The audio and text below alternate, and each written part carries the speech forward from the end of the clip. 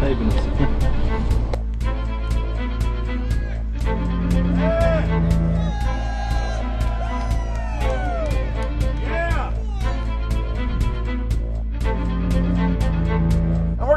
Here for the next 3 days while you try to chart the future of our destiny. We're taking our destiny back. You're not our gods or our masters. We witnessed at least 7 convoys of armed Secret Service entering the Westfield's Marriott, and internal sources confirmed that both candidates did attend at least one meeting inside the conference. While the Bilderberg Group was 100% successful in 2008 at keeping their name out of the mainstream media, they did not fare as well when it came to the exploding independent press. During the entire 2-day event, anti-New World Order protesters and alternative media encircled the hotel. You are being exposed everywhere! From David Rockefeller, from John Edwards, from Bill Clinton. Your game of secrecy is over! You're gonna pay! Get him! It's up close! You piece of filth! You piece of trash! This is Bernanke, man! Bernanke, you're going down!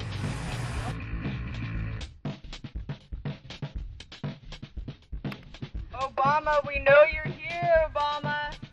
You cleared your schedule for the next 3 days. We know you're in Virginia.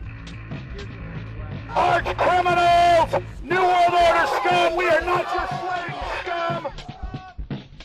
Brave Americans came from all over the United States and bullhorned the main conference hall at close range as the global power brokers schemed inside. You are criminals! You control the central bank, you control the currency, and you're turning our beautiful country and world into a nightmare! The global elite are desperate to keep their organizational meetings a secret. They are keenly aware that if the population discovers that policy is being developed covertly by powerful special interest, the people will revolt. It is our duty to expose these criminals. It's a criminal act under federal law for federal officials to have private meetings to discuss world policy with non-federal workers. So everybody from the State Department, Treasury Department, White House, Defense Department, and others who show up, as they always do, they're committing a criminal act simply by being here to attend a secret meeting with officials from other countries to discuss U.S. policy in the world. So literally it's a criminal act. And every newspaper, every broadcaster has a patriotic duty to expose these scum and the evil they project. The election primaries served as a great diversion, while the true future course of the nation was being set behind closed doors. You've got, obviously, the Bilderberger Group, founded by the former Nazi Prince Bernhard of Holland. You've got the Trilateral Commission, founded by David Rockefeller's Zbigniew Brzezinski. They're the ones who ran the Carter administration. Everybody in the Carter administration, from Carter and Mondale and Volcker and Brzezinski, were all members of the Trilateral Commission. Founding member of rap sensation Public Enemy, Professor Griff, gave us his view of the Obama phenomenon. Barack Obama's been given a pass by the Blue Bloods. He's been given the okay by certain secret societies for them to let him in. I truly believe imperialism and fascism needs a facelift. And that facelift is going to have to be black.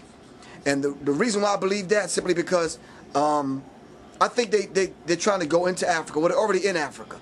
But they want to totally control all the natural minerals that they're going to need to carry themselves into the 21st, 22nd, and 23rd centuries.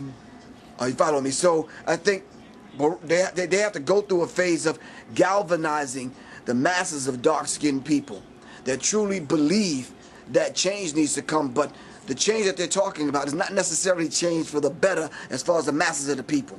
It's probably a better change for them. It's not going to change for us, the little man on the totem pole.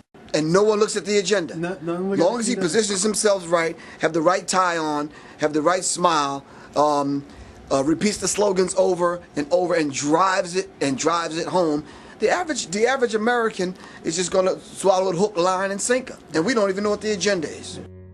Writing in his 1964 book With No Apologies, Senator Barry Goldwater said, "The Trilateral Commission is intended to be the vehicle for multinational consolidation of the commercial and banking interest by seizing control of the political government of the United States.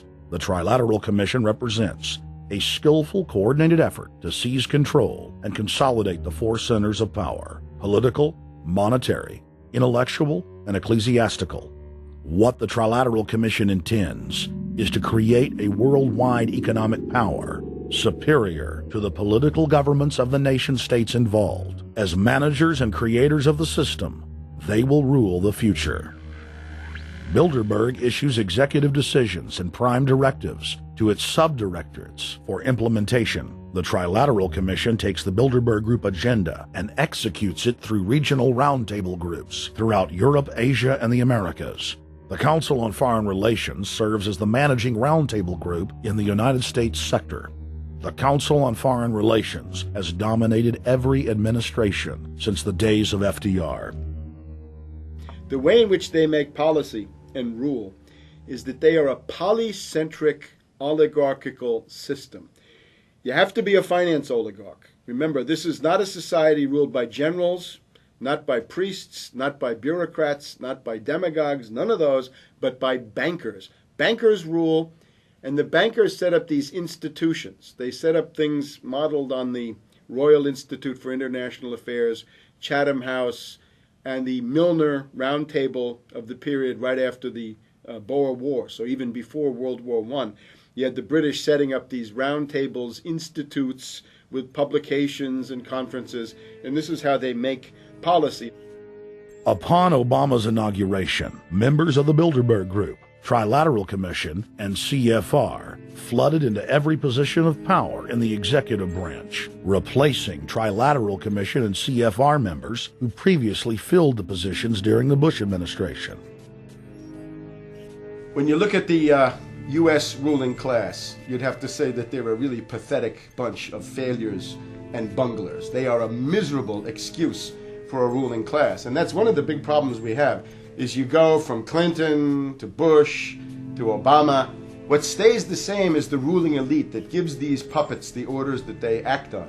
And these orders are wrong-headed, let's say, to say the least. They're basically bankrupt. They're going to lead to the collapse of this civilization. What they're doing is using the existence of the United States as a formerly powerful nation state to act out their Wall Street fantasies of world domination and maintaining their capital structures and maintaining their system of looting.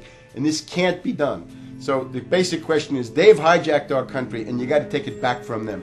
You've got to drive Wall Street out of the government, and at that point you'd have a reasonable chance of getting back to prosperity and some kind of peace and order in international affairs. We had a chance to speak with economist and author George Humphrey. They have created a power elite, and we're not talking about the millionaire down the street. You can't even be a member of their club unless you're a multi-billionaire. And friends, this is not about rich versus poor.